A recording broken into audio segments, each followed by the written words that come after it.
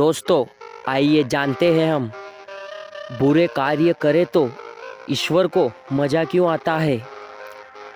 एक राजा के मन में एक सवाल आया कि जब ईश्वर सब कुछ अच्छा और बहुत अच्छा बना सकता है तो उसने दुनिया में इतना दुख और दर्द क्यों बना दिए। क्या दुनिया में होने वाले सभी बुरे कर्मों में ईश्वर को मज़ा आता है? क्यों जो कुछ भी हो सकता है सब उसके नियंत्रण में है। वह चाहे तो दुनिया को बिल्कुल अच्छा बना सकता, कोई बुराई ना हो, कोई दुख ना हो, कोई दर्द ना हो। फिर ईश्वर ऐसा करता क्यों नहीं है? राजा ने दरबार में सभी को अपने सवाल से अवगत कराया और कहा, जो कोई भी मेरे सवाल का सही और सटीक जवाब देगा उसे मैं जो वह चाहेगा वह दूंगा। यह सुनकर उस राजसभा के कुछ विद्वान लोग खड़े हुए और कहा, इसके जवाब के लिए कोई बड़ी दुविधा नहीं है, इसका जवाब तो हम भी दे सकते हैं।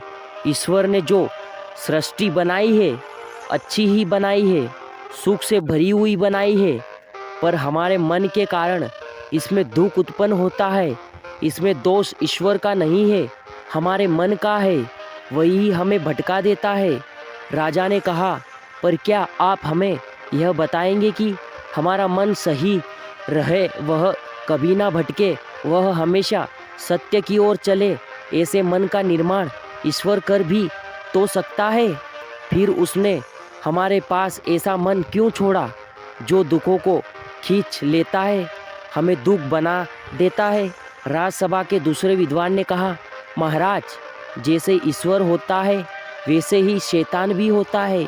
ईश्वर की बनाई कृति यानी हम मनुष्यों में उसे शैतान ने मन का बीज डाल दिया। इसलिए मन हमेशा शैतान की ओर भागता है। इसमें दोष उस शैतान का है। राजा ने कहा, क्या शैतान ईश्वर से ज़्यादा ताकतवर है? विद्वान ने कहा, नहीं, इस सृष्टि में सबसे शक्तिशाली ईश्वर ही है। राजा ने कहा, तो फिर ईश्वर शैतान को खत्म कर अपनी बुराई और अपनी बनाई कृति यानी हमारा दोष क्यों नहीं मिटा देता? और अगर वह ऐसा करने में वह सक्षम नहीं है तो इसका मतलब शैतान ज़्यादा ताकतवर है, ज़्यादा शक्तिशाली है। तो क्या हमें शैतान की शरण में नहीं होना जाना चाहिए? राजा की बात सुनकर सभी शांत हो गए। किसी की हिम्मत नहीं हुई कि कोई राजा की बात का उत्तर दे सके। इसके बाद राजा ने घोषणा की, जो कोई भी अपने उत्तर में से मुझे संतुष्ट कर देगा उसकी हर इच्छा पूरी की जाएगी, हमेशा जब तक वह रहेगा। इसके बाद राजा के पास दूर दूर से देश विदेश से विद्वान आने लगे। सबने अपने अपने उत्तर रखे पर कोई भी राजा को संतुष्ट नहीं कर पाया। बहुत दिन गुजर गए। आखिरकार राजा ने मान लिया कि इस दुनिया में कोई नहीं है जो उनके प्रश्न का जवाब दे सके। इस पर चर्चा करने के लिए एक दिन राजसभा बुलाई गई। राजा ने कहा, हमने एक से एक विद्वान से चर्चा की पर कोई भी हमारे सवाल का ठीक से जवाब नहीं दे पाया। सब कहीं सुनी बातें ही दोहरा रहे हैं। क्या हम मान लें कि अब इसका जवाब हमें नहीं, अपने जीवन में कभी नहीं मिलेगा? तभी राजा को रसोइया राज दरबार में उपस्थित हुआ और उसने कहा, महाराज, आपके लिए एक ऐसी सब्जी मैंने बनाई है जिससे खाने के बाद आपके सारे उत्तर मिल जाएंगे। ऐसा स्वाद आज तक किसी ने भी नहीं लिया है। राजा ने, तुम्हारी बातों से लगता है सब्जी बहुत ही स्वादिष्ट होगी, हमारे सामने इसे जल्दी से पेश किया जाए। रसोइया ने कहा, महाराज, सब्जी तो यहाँ नहीं आ सकती, आपको सब्जी तक जाना पड़ेगा, नहीं तो सब्जी का स्वाद खराब हो जाएगा। राजा ने कहा, अच्छा, अगर ऐसा है तो हम तुम्हारे साथ चलेंगे। राजा के साथ सभी राज दरबारी भी साथ चले। रसोइया राजा को एक लौकी के पौधे पर पास ले गए और उस पौधे पर एक लौकी लगी थी। रसोइया ने कहा, महाराज, यह सब्जी खा लीजिए। यह सुनते ही राजा को क्रोध आ गया और उसने कहा, क्या तुम हमारे साथ मजाक कर रहे हो? यह सब्जी है लेकिन तुम्हें इसे बनाना नहीं है, क्यों हम इस कच्ची लौकी को खाएंगे? रसोइया ने कहा, महाराज क्षमा कीजिए, मेरा ऐसा कोई इरादा नहीं है, पर आप भी तो ऐसा ही कह रहे हैं कि ईश्वर ने सृष्टि बनाई, दुखों के क्यों नहीं बनाई? राजा ने कहा, अपनी बात स्पष्ट करो। रसोइया ने कहा, यह लौकी की बेल एक जीभ है जिसे नकली है। अगर बीज को खुद ही नहीं होगा, वह अपना सीना नहीं चीरेगा तो यह लौकी के बेल भी नहीं निकलेंगे और इस पर यह लौकी नहीं आएगी और आप इस लौकी को नहीं खा पाएंगे। और अगर यह बेल आपको लौकी ना तोड़ने दे तो आप इस लौकी की सब्जी बनाकर कैसे खाएंगे? लौकी तोड़ने पर बेल तो को दर्द तो होगा ही, दुख भी होगा। राजा ने कहा, तुम कहना क्या चाहते हो? यह अभी अभी स्पष्ट नहीं हुआ है। रसोइया ने कहा, मैं आपको अपनी बात स्पष्ट कर लूँगा, पर इसके लिए आपको दरबार में ही जाना होगा। मैं वहीं इस लौकी की सब्जी को बनाकर आपके लिए लेकर आता हूँ। राजा ने कहा, ठीक है, जैसा तुम कहते हो, हम दरबार में जा रहे हैं। जल्दी ही इस लौकी की सब्जी को बनाकर लेके आओ। राजा ने अपने दरबारियों के साथ दरबार में बैठ गया। कुछ देर बाद एक बर्तन में ढककर रसोइया सब्जी लेकर आया। रसोइया ने कहा, महाराज, इससे पहले कि आप यह सब्जी खाए, मुझे आपसे अभयदान चाहिए। मेरी बात बुरी सुने बिना मृत्युदंड नहीं मिलना चाहिए। राजा ने कहा, डरो नहीं, ऐसा कुछ नहीं होगा, तुम्हें अपनी पूरी बात कहने का मौका मिलेगा। रसोइया ने वह सब्जी राजा के सामने रख दी। राजा ने सब्जी को देखा तो चौंक गया और कहा, यह क्या मजाक कर रहे हो? क्या तुम हमारी हंसी उड़ाना चाहते हो? इसमें तो कच्ची लौकी ही रखी है, तुमने इसे काटा और पकाया भी नहीं है। रसोइया ने कहा, महाराज, इस लौकी को बेल से तोड़कर पहले ही मैंने उस बेल को और उस लौकी को खुद और दर्द, अब इस लौकी को काट कर इसे दर्द देना क्यों उचित है? इसके बाद इसे तेल में तला जाए, फिर इसमें भयानक भयानक मसाले डाले जाए तो इस लौकी के दर्द को बढ़ा देंगे और महाराज, तब जाकर आपको इसमें स्वाद आएगा और आप कहेंगे, वाह क्या सब्जी बनाई है।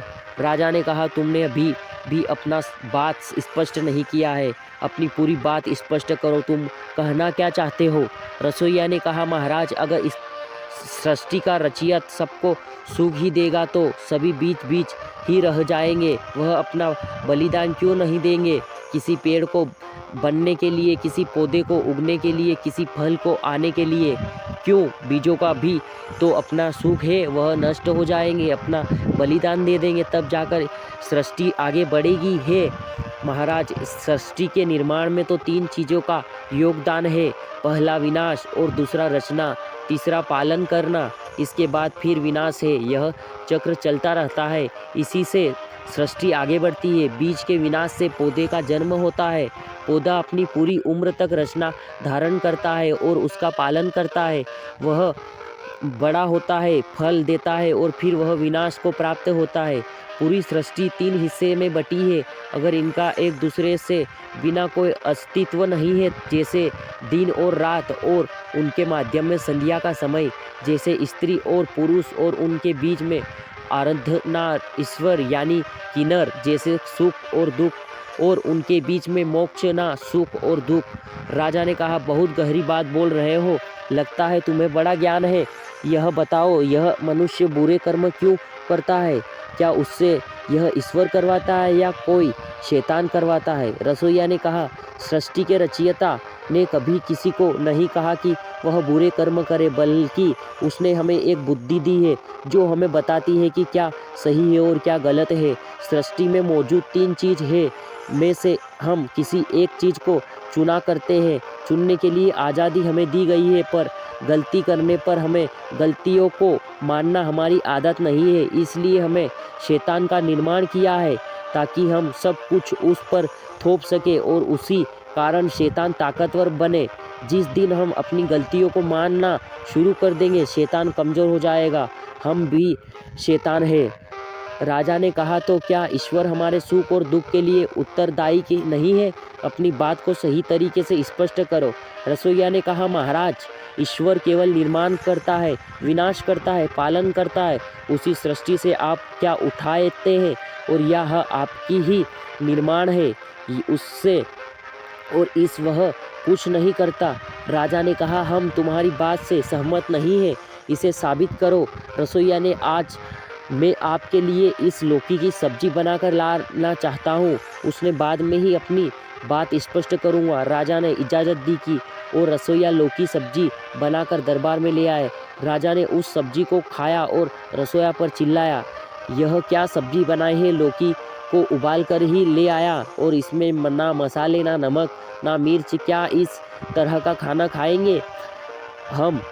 रसोइया ने कहा, महाराज, आपको यह सब्जी पसंद नहीं आई, यह आपका निर्णय है, इसमें ईश्वर कुछ नहीं कर रहा है। जबकि यह बात सत्य है कि यह सब्जी आपकी सेहत के लिए उचित नहीं है। मसालों के साथ सब्जी का निर्माण किया गया वह आपकी सेहत के लिए उचित है। अब आप निर्णय ले सकते हैं कि आपको कौन सी सब्जी खानी है। इसमें ईश्वर कुछ नहीं कर रहा है, वह बस इतना ही करता है कि आपको एक लौकी दे सकता है, ऐसी चीज़ें दे सकता है जिसमें आप तेल और मसाले निकाल सके। फिर आप उसके साथ क्या करते हैं यह आपका निर्णय है। राजा ने कहा, बहुत खूब, तुमने बहुत अच्छी तरह से समझा दिया कि आपने अच्छे बुरे के लिए हम जिम्मेदार हैं। हमारे कर्म ही हमारे वापस लौट कर मिलते हैं। कर्म करते समय या कर्म के बारे में सोच के समय हमें यह पता होता है कि यह अच्छा है या बुरा। जितना प्रभाव बुरा कर्म करने पर पड़ता है, इससे ज़्यादा बुरा कर्म सोचने का पड़ता है। फिर हमारे साथ दुर्घटना होती है, तब दुख उत्पन्न हो जाता है और हम रोते हैं कि हमारे साथ ऐसा क्यों हो रहा है, जबकि इसके लिए जिम्मेदारी भी हम भी होते हैं। इस सृष्टि में अच्छी और बुरी दोनों ही चीज़ें हैं। हमारे लिए क्या अच्छा है और क्या बुरा है, इसका निर्णय हम ही लेते हैं। तुमने हमें बहुत सही तरीके से समझाया, अब तो जो तुम्हें चाहिए वह मांग लो। रसोइया ने कहा, महाराज, मुझे तो केवल आपकी सेहत चाहिए। आपकी सेहत के अनुरूप भोजन बनाने की अनुमति दे, क्योंकि भोजन आप भी तक अपने स्वाद अनुसार खा रहे हैं, वह आपकी सेहत के लिए सही नहीं है।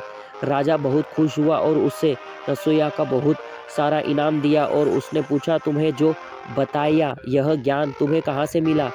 रसोइया ने कहा, सब यही बिखरा पड़ा है, अपनी दुविधा में फंसे रहने के कारण।